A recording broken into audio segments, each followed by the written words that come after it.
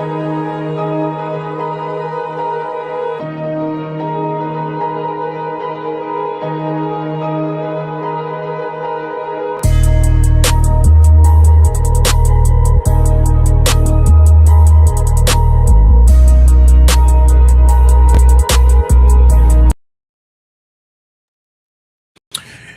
good evening, and welcome to another episode of Economically Empowering Our Communities. I'm your co-host Marcus Wallace, and as always, riding shotgun with me is Mr. Socrates Garrett. Mr. Garrett, how you doing today? I'm doing well. I've always told you that riding shotgun is a dangerous position, Marcus. I realize somebody has got to keep the wagon moving, but they gaining us from the rear. They gaining on us. Absolutely, absolutely. Well, it's some dangerous times right now, man. I tell you, we are really fighting tooth and nail in this city, in this county, in this state to try to make life better. And it just seems like day after day, we keep getting stumbling blocks, to try to accomplish that. We got a lot to talk about today. I guess, first off, we can talk a little bit about our water situation. And to the listening audience, there's a huge city council meeting going on this evening at 6 p.m. And one of the main topics today is going to be about the future of Jackson's water system. Of course, you all have seen in the news the past day or so where the mayor has basically said that the ship has sailed and that he doubts very seriously that the water will be put back into the authority of public works. And, again, as I've always stressed from being a former mayor, that's not good. That's not good. Anytime a municipality loses their water enterprise funds, you might as well close the store. Might as well close the store. And there are so many other solutions to this issue. And I made a post earlier today, and I hope that, someone, either Judge Wingate or someone that knows Judge Wingate, could pass a message to him, because there are a few knowledgeable people in this city that have some solutions that could possibly work for the city of Jackson. But we do not, I repeat, we do not need to give up our entire control of our water system, Mr. Socrates. Well, yeah, Marcus, I agree with you wholeheartedly. And I want to give our viewers some context on what we're talking about here. It's no secret that cities like Flint, Michigan, St. Louis, other urban cities have had trouble with infrastructure and their water in particular. And I know that Flint is one that has been devastated by water issues. And so Jackson lost its ability to manage the water plants, and the distribution lines kept getting more water notices, et cetera. And the Jackson said that the state had denied it the necessary funding to maintain its system. And so the state attempted to take the water plant over, and did take it over for 90 days or so, Marcus. The state of Mississippi took over the water department in Jackson, Mississippi.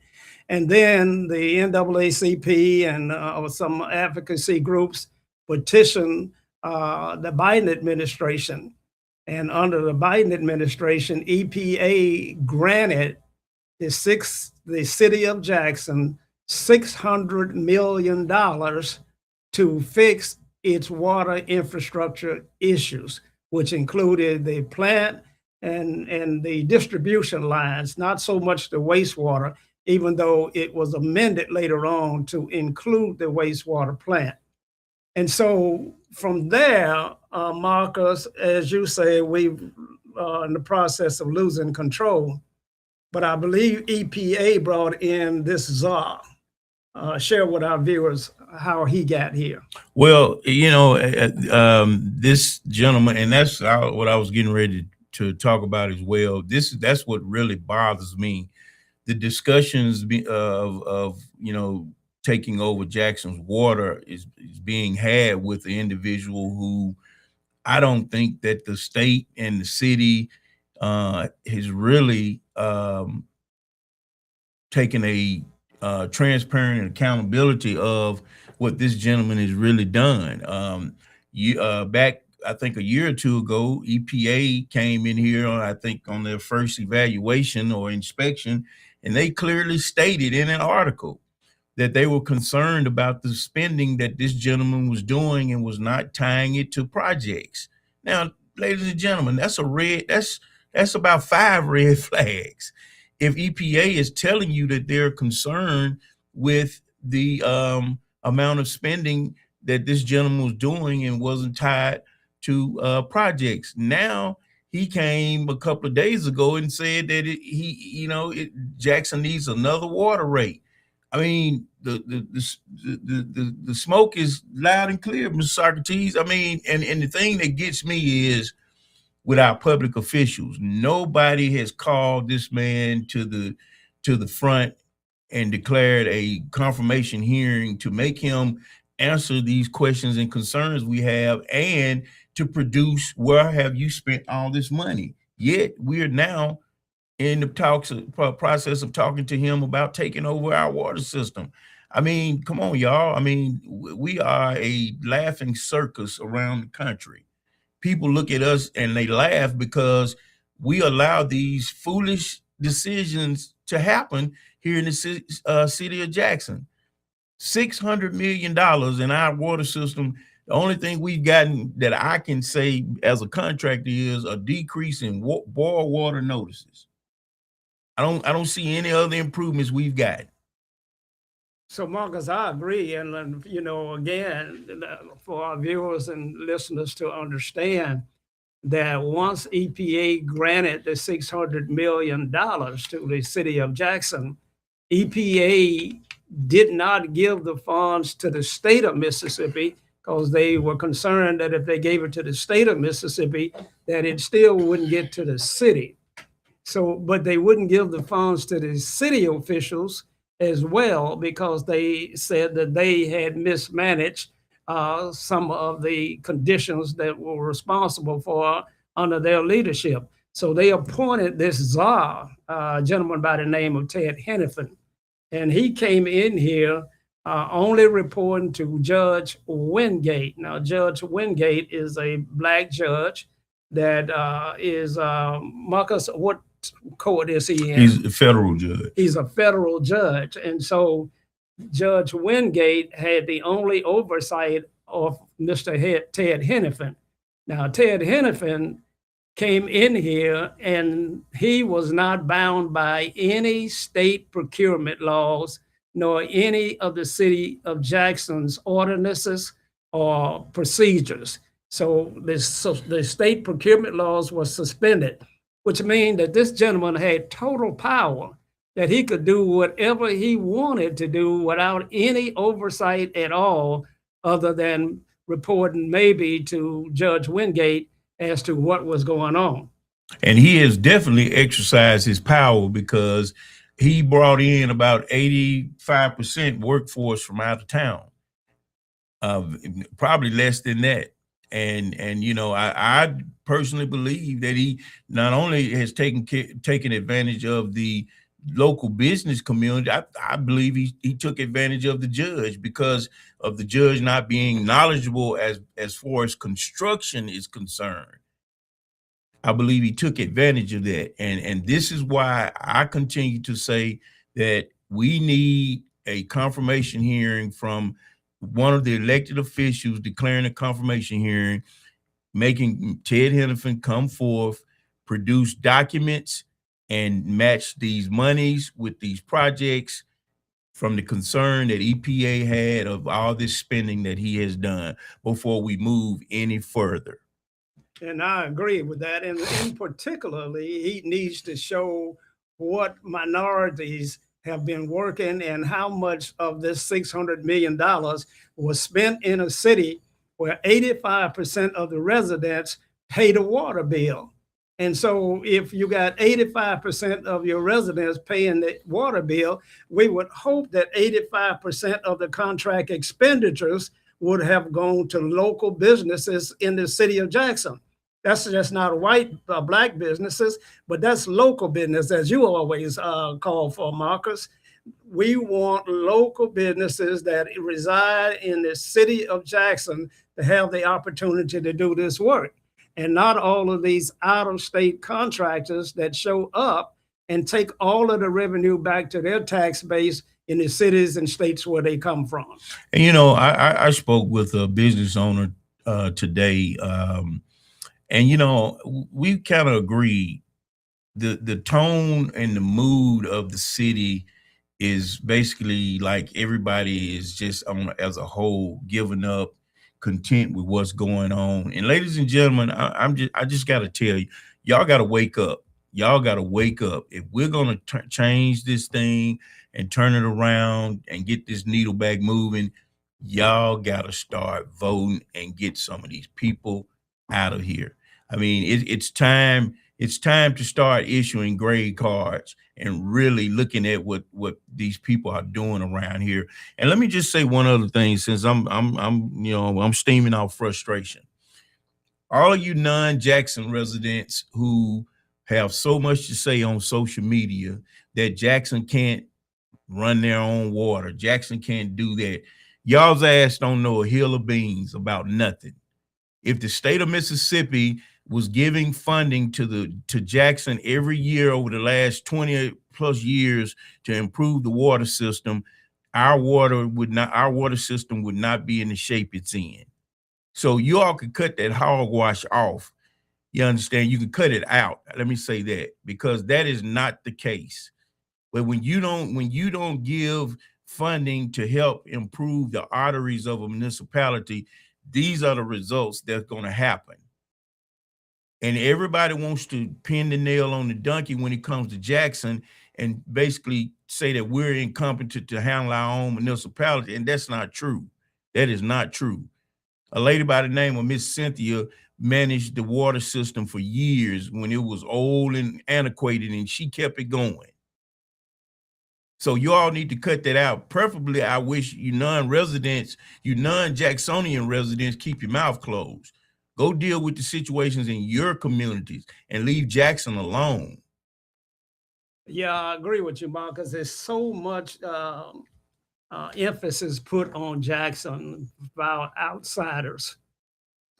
They have this radio show and they talk about culture rot in Jackson, Mississippi, and that's on every day. We're talking about, that the Jackson culture is rotten and that no one can do anything, and that we ought to give up on the city and just shut it down completely.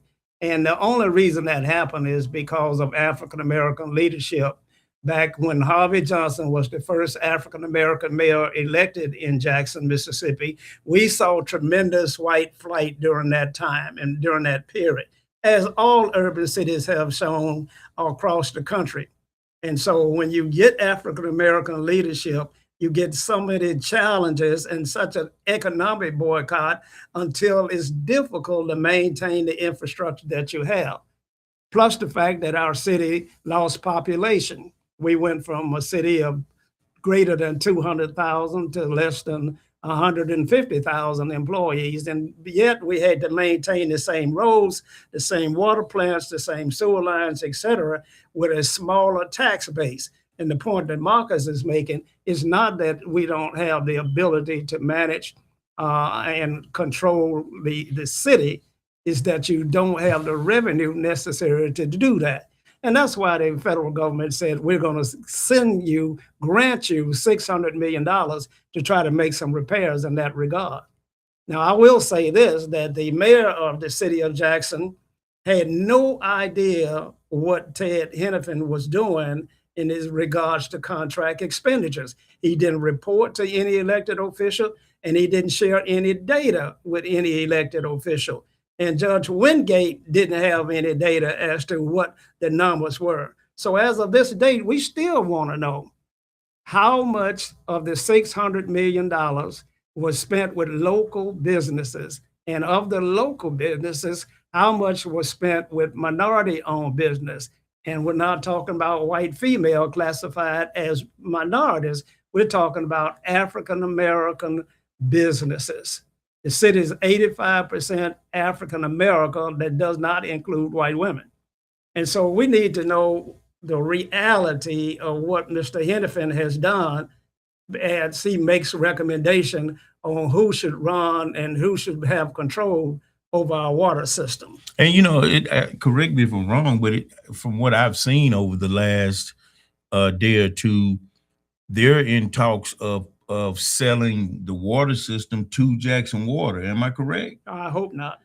I think that's what is being one of the topics of discussion, and that's what I'm saying. Before we get to that point, we need some transparency and accountability of this 600 million, like you said, and again, we cannot take lightly the fact that EPA, not us, EPA in an article stated we are highly concerned of the amount of spending that Ted Hennepin has done and the money's not matching the projects. You can't get any more simpler than that. That right there in itself should require him a forensic audit to be done. Actually, to be honest with you, we got to get serious, people. We got to get serious. We got to get serious, and we got to play hardball the way that they play hardball, the way that Ted plays hardball. Not only did he not utilize all of the minority contractors that were available to him, we have Black contractors that had to try and hide that they own a company in order to try to get some work from subcontractors of Jackson Water. Specifically, I know that we talked to Wicker on several occasions about opportunities, and any Black businesses that worked on the Siemens project were banned from receiving any contract work in the Jackson Water development. And so it's never going to be stated or printed, and you don't have to print it or state it, you just implement it. And so, Marcus, I believe on several occasions, Black businesses went to subcontractors for Jackson Water and were told that they were going to begin work the next day. Absolutely. Out-of-town companies were very impressed with some of the local companies and told us verbally, oh yeah, we're definitely going to use you all to help get this work done. And all of a sudden, the phone went cold. No, not answering the phone call, returning phone calls, not answering phone calls or emails or anything. And so it's a complete mystery of all of this, and it needs to be brought to the forefront. It needs to be brought to the forefront. And then one of the things that I like about this show is that, we're not sitting here whining and complaining. We bring you all statistics. We bring you all numbers. And if you just take a look at this research that we've been doing and we putting, out there for you all to see, you all will see Mississippi is still burning. I'm sorry. I just have to be honest. Mississippi is still burning. It's burning to the extent that, Black get back and white businesses go forward. The white businesses that worked on the Siemens project never quit working, And so Oracle was one of those, and it's still the city's preferred vendor when it comes to the billing systems, et cetera. And so the state of Mississippi, y'all, spends $5,519,862,146. Of that, white men get 95.9% of those dollars. That just leaves $222 million to go to minorities. But get this, of that, white women as minorities get $181 million. That only leaves $40 million for Mexicans, Blacks, Asians, Alaskans, whatever you ethnic group you may be, you are in that $40 million out of $5.9 billion. That's the environment that we're living in. And so when Ted Hennepin comes in here, he doesn't make it any better. He continues the tradition of denying opportunities to Black businesses. Exactly. And we have not gotten an explanation. We've asked several times. We have not gotten an explanation as to if you continue to have these outreach meetings and you've had qualified businesses with nice resumes to attend these outreach meetings, and your goal is to quote unquote, you're trying to, issue out local opportunities, why are these companies that have proven track records not been able to get opportunities? And it's really a catch-22 when he only answers to the judge, and it's hard for a citizen to basically get a meeting with the judge unless you file some type of court procedure or whatever. So we really need some help here. Judge Wingate, again, if somebody knows him or if he listens to the show, we got some questions and concerns that need to be addressed. And one in particular, where is all this money that are not tied to these projects? So if you all have time to get to the council meeting at 6 p.m., there needs to be standing room only down there, and your concerns need to be heard. And one of the things that really just make me itch with the city council meeting, they have the part on the agenda where the citizens can speak, but when you speak, everybody just sits up there like a knot on the log, and when you finish speaking, they just say thank you. Nobody asks question, concern to keep the dialogue going, to really dig in to see what's going on. It's just, basically like, okay, we gave you a chance to say what's on your mind, but we got to move on. You work for the people. The people you're not the boss of the people. So when the public speaking comes on the agenda, that's a very important key piece, because your bosses are talking to you. Hell, you need to listen and respond. And over the last week, I've gotten, a couple of comments and gestures made of me, voicing my opinion on a few things. But let me just say this. No more sugarcoating over in my camp. No more. We've been silenced long enough, and this stuff does not, it continues to get worse. It's not getting any better. And I'm just not going to be a silent voice anymore. My inbox and my phone rings daily of people out here struggling, needing help, and asking for help. And it's because there's no money really circulating in this city. Y'all want to talk about crime? Let's peel back the layers and really talk about crime. A lot of this crime is going on because there's no improving of quality of life in the Black community in the city of Jackson at all. All I see is ribbon cuttings on the other side of 55. But I don't see any development, any new things or anything going on in South and West Jackson. But you want to continue for citizens to be quiet. And I'm telling you all, citizens, it's time for you all to issue some grade cards and tailgate at the voting poll the next election cycle. It's time to send some folks to the house. Send them to the house. If we're going to improve the quality of life, if we're going to improve our city, we're going to have to control our revenue. A city council's number one responsibility is to control the expenditures. They are not the executive branch, but they do control the purse. They do have the ability to vote up or down on contracts, whether they have the right minority participation or not. That is their strong suit. They can say, we're not happy with this project. We're not happy with this contract because it does not represent the best for our city that is 85% Black. They have the stroke and the ability to do that, and it was done under Mayor Harvey Johnson.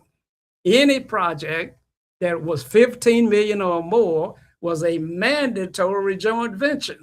And so when we had companies that came in here like Severn Trent, they were able to partner with local Black firms, and minorities got 15 to 20% of the project opportunity. When we built the drinking water plant up in O.B. Curtis, that was a mandatory joint venture, and the minorities firm participated. We don't see this council mandating anything like that anymore. And so from that standpoint, Marcus is right. we're going to have to send some folks home that don't understand who their bosses really are and why they would sit there in the first place.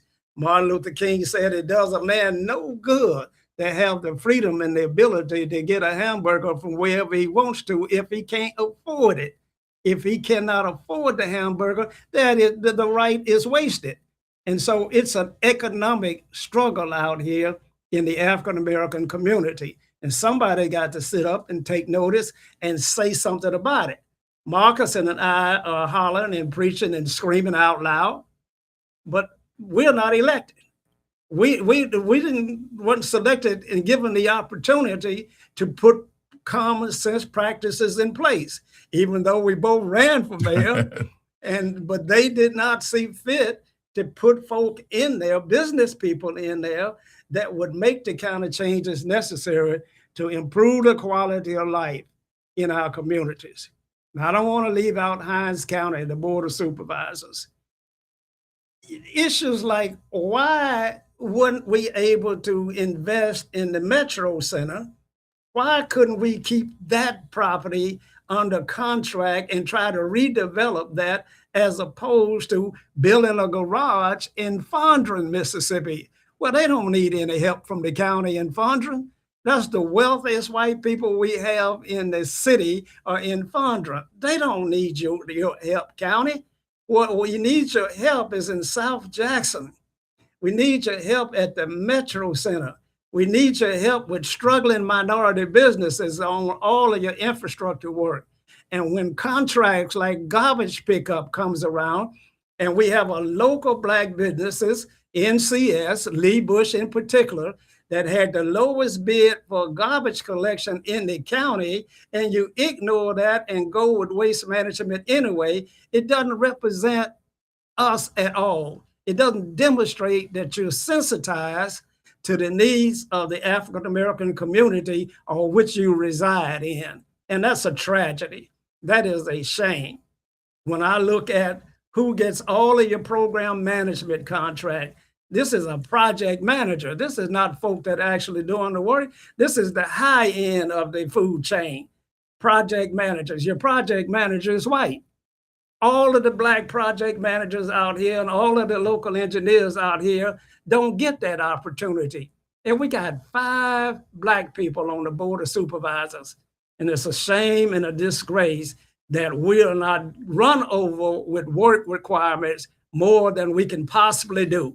Well, we're sitting here with excess capacity and no opportunity. Well, again, we said in the beginning that this show, we were going to bring facts and stats. So since you mentioned, we got 5 majority African-American county supervisors in the largest county in the state of Mississippi. We got 82, 89 school superintendents, right. African-American school superintendents in the state of Mississippi. We got a majority, we got majority Black mayors throughout the state of Mississippi. Majority African-American everything, but we are allowing the lesser percentage to run everything. That's what we call the math ain't mathing. It ain't mathing. And we're not, this is definitely not always a black and white thing, but the issues that we dealing with that we need to address first is black and black, because we got enough Black majority of power we shouldn't even have to be looking at these percentages. All of these percentages are less than 5%, 1% and 2%, opportunities being afforded to African Americans. Something is wrong with that, you all. Over $1 billion controlled by Black folks. The city of Jackson, 300+ million. Hinds County at 300+ million. JPS, 300+ million. The airport authority, 300+ million. You add all that up, that's $1 billion that Black folk control. They meet on every 2 weeks. They make the decisions. They're looking at the discrepancy, and you don't hear you don't hear one word.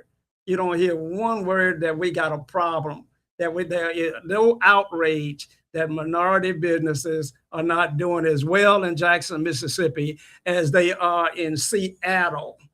They're not doing as well in Jackson, Mississippi as they are in Portland, Oregon. I don't get it.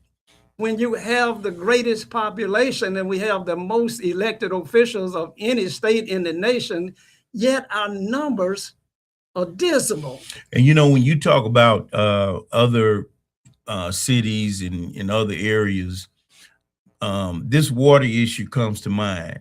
There are other towns and cities that have had issues with the water system and the finances, just as Jackson.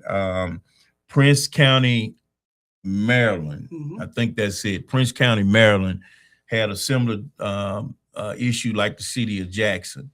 And you have companies, you have what you call infrastructure companies that are out here that's got the money to come in and help finance all of these issues and not give up total 100% control.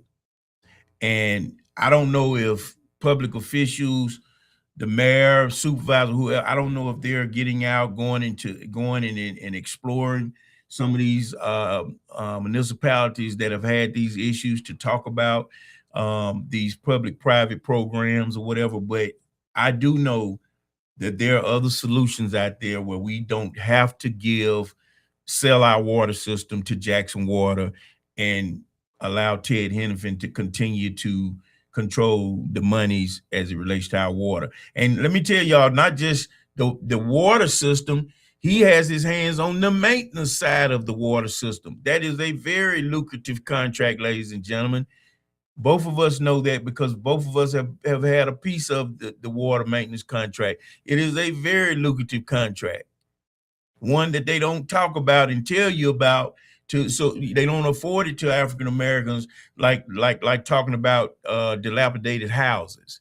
It's a very lucrative contract, and that contract, I think the city of Jackson contract is about $11 million a year. And Ted Hennepin sat down and worked the pencil where he basically told the city, and these are not accurate numbers, but if the contract is $11 million a year, Ted Hennepin told I can do it for 10.7. Just to get his hands on it. Marcus, we're up against a commercial break. When y'all stay tuned, we're going to come back and continue this dialogue about the discrepancy and the disparity that African American businesses are facing here in a city that's 85% Black. Y'all stay tuned. We'll be right back. Socrates Garrett ENT.com is a diversified firm specializing in recycled aggregates and crushed concrete. Socrates Garrett ENT.com's recycled materials provide the construction industry with significant economic and environmental benefits by recycling clean concrete rubble into M.Dot grade rock materials. Recycled aggregates and crushed concrete can be applied to driveways, road construction, bank protection, parking lots, general bulk fills, and more. By using Socrates Garrett ENT.com's crushed concrete products, anyone from homeowners to general contractors can help reduce landfilled concrete waste, conserve natural resources, and gain significant economic savings on materials and disposal costs. For more information, please call 601-896-0084 or visit us online at SocratesGarrettENT.com.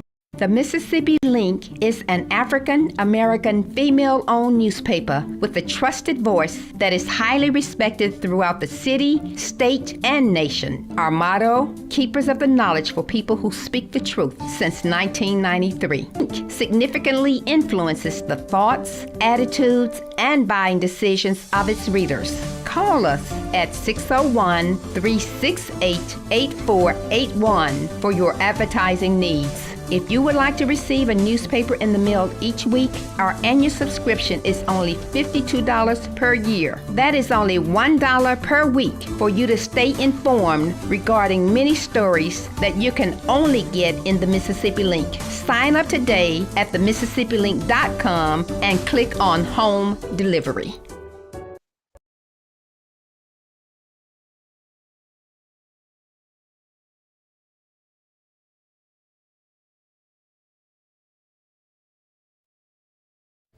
Jackson, get ready for a brand new entertainment experience where fun, good vibes, and unforgettable memories all come together.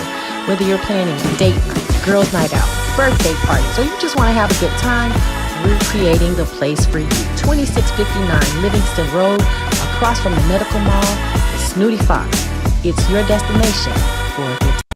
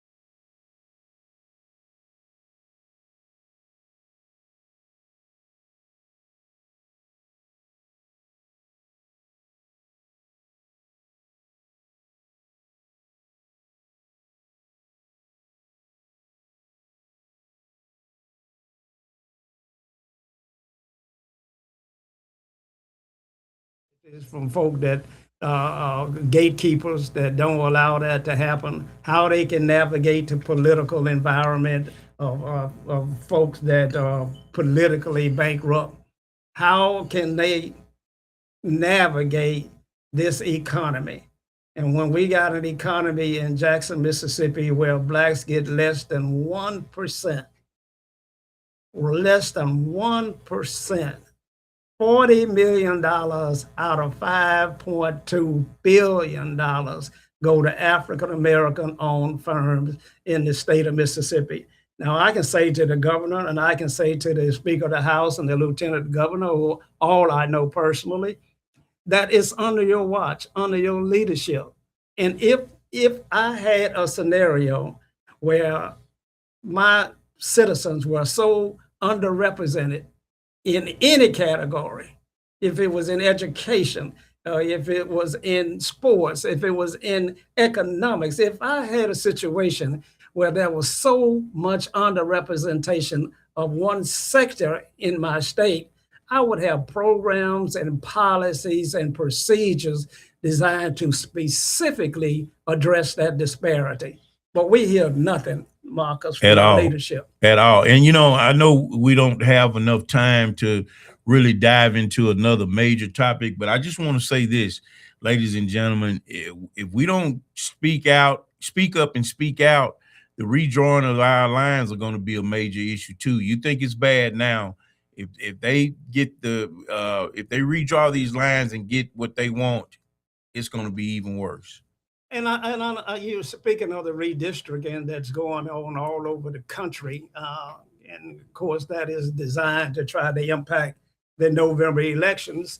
And quite frankly, Black businesses have been hurt under this administration. When you remove all the DEI requirements, when you say that if you got Black in any proposal that you write, it's not going to be favorably looked upon. Blacks got to hide again. They got to hide their ethnicity so that they might have some opportunity. So you got to tom down, you got to pander down, you got to try and get work without folk know that you're getting the work. And then we got these gatekeepers in place that are Black elected officials that don't seem to understand what's happening on a national basis and don't institute policies and procedures to counteract that. And so, Marcus, I think that if something doesn't happen, if some change does not occur, we won't have a Black business community in Jackson. Well, you're right. We won't, and I think especially folks like me that some things my pride not going to let me do. MDOT is of course MDOT when the DEI happened, MDOT shut down their minority division or whatever. Well, now MDOT is trying to renew the minority participation, but what they're doing is they have a process that they wanting you to write a 3-page letter, basically talking about how disadvantaged or how you were deprived growing up. And that's a certification I've had for about 15 years.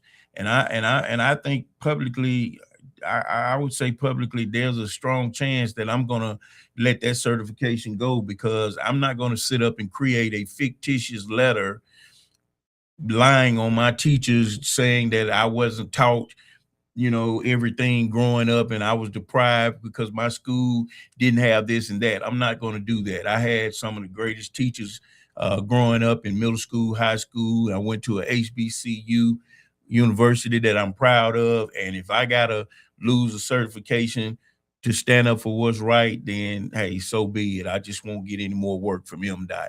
But I think that's totally pathetic that they are getting us to do that. I mean, I think it's wrong for companies who have been certified 10, 15, 20 years to even have to go through this process. Other things that I've been a part of, they've grandfathered you in. We shouldn't even have to be dealing with this. But, it's really sad to have to get up every day after working years and years to build a strong company and a strong resume, and you have to prove yourself like you just started a business yesterday. It's sad. It really is. It It's really sad. is. It is designed to frustrate and so that it will go away. It's designed so that Black folk won't even try to get less than 1%, 0.63%. They won't even get that. And what happens when 40% of your population is in poverty? How are we ever going to get the state of Mississippi and Jackson in particular? How are we ever going to get off the bottom if we don't establish some policies and some procedures specifically, intentionally dealing with these issues? Now, I'm contending that it's intentionally put in place to get this way, that this doesn't happen by accident. You can't accidentally create a situation where minorities get less than 0.6%, $40 million out of 5.2 billion. You can't accidentally accomplish that. You have to be intentional about that. And so our Black leadership has to be intentional in solving the problems. They have to say that under my watch, we're going to change this. Black folk are going to be my priority. I'm going to do everything legally and politically that I can to raise the economic status and grow a Black business class. When have you heard an elected official say that? I haven't. I got one question though. Well, When are we going to have this platform? Do we do it before the session or do we wait till they get in session? It's time to put some folks on the hot seat. I agree with you wholeheartedly, Marcus. And I know that we're going to line up some new candidates for various positions. Folk that have signed a contract with Black businesses, folk that have indicated that they understand our plight, they see the disparities, and these people are going to be the ones that we're going to have to get elected. And no longer can the white community handpick our leaders. Absolutely. You know, Dr. Henderson said that the Republicans are choosing the Democratic candidates. And we can't have that. You see, the sole purpose of government is to collect and redistribute the dollars in a manner that they see fit. That's why you need government. If you didn't have that, and that's why some parties like the Republican Party said we got too much government. We don't need all of that. So the government is supposed to provide police protection, fire protection, and street maintenance and clean water. Those are the 4 priorities for the government. Other than that, the rest of your time is trying to make sure that this budget is benefiting the constituents that sent you down there. And if you're not having that discussion, if you're not on every council meeting, on every contract, if you're not asking what local firm is participating on this project, then you need to get out the way, plain and simple. You need to get out of the way. There used to be a song the Jackson State Band would be playing. It would say, "Move, get out the way." Exactly. And that's exactly what we got to do. And we got to hold our leaders accountable. And the Marcus, they say during the election, hold us accountable. But when you do hold them accountable, then you get this backlash like you bashing me. Exactly. Exactly. Well, I'm here to tell you, no more sugarcoating over here. We're not sugarcoating anything else. You know, if you're not doing what you're supposed to do, and you know, there's a saying, hit dog holler. If you know what you're doing and you know you're doing in the community, you have nothing to worry about. Move on. Get on, talk about another topic. You know, this is not your drama to deal with or whatever. But if you know you're not doing anything, we coming after you, because there are too many people suffering in this city. I do believe wholeheartedly, you could talk about me all you want. A lot of these young men are committing crimes in this city because they have no other way to eat. And put yourself in their shoes. If won't anybody hire you, you have no way to eat. What are you, honestly, what would you do? I know what you would do, Marcus. You're gonna go out and you're gonna hunt crime. You're gonna hunt. You're gonna hunt. You're gonna go out and survive. Exactly. You know, the number one drive that God put in man was to survive, regardless to the conditions. You must survive. And so young blacks in Jackson, Mississippi, and others, and we realized that Jackson has been the number one murder city in the country per capita. And we realize that, and that's because we got some serious problems. We got some serious problems that only economics is going to solve. Not a study, not some more social scientists, not somebody that's the preachers and the ministers. Economics is the problem. We're poor. We're underrepresented in the economy. And until we fix that, you're going to continue to have bad streets. You're going to have bad water. You're going to have high crime. You're going to be unhealthy. People are eating these Peak Fives. You know, it's expensive to eat healthy. And so if we don't create an economy for our folk, then we need to move and get out of the way. And, you know, all you got to do is get in your car and take a drive. Go from North Jackson over to South and West Jackson. And it's a proven fact that the environment creates the element. Just go over and take a look at South and West Jackson. There's no, it doesn't look like there's any hope over there. I mean, it's not clean. You know, street lights are out. You got barrels all in the street. We spend more money on barrels around here putting in the street than we do anything else. You know, just no improvement of quality of life. And when there's no improvement of quality of life, that creates an element. That creates the element that we get that's going on over there. It creates that element. And then quite frankly, when you watch the TV and you see groundbreakers and you see ribbon cuttings and you see all of the golden shovels on one side of town. Ditches and creeks being cleaned out on the north side of town, and trees are growing in the creeks in South and West Jackson. People used to come out their back, door and holler at the neighbor across the creek. Now you can't even see them. Y'all, it's bad. It's bad. And we got to stop making leadership think that they're doing a good job. I heard somebody say one time, don't expect anyone to say job well done if your job is not done well. Well, that's basically what we're saying. If your job not being done well, don't expect us to say job well done anymore. Can't do it. And Marcus, the final thing for us this afternoon is the Mississippi poverty versus development, bridging the gap, building the future. And when you look at the map that shows where the poverty is in the state of Mississippi, Marcus, it is clear that minorities in the Black communities, there's a lack of economic development. There's a lack of business growth. When you look at this on the screen now, you see everything on the west side of I-55 is suffering.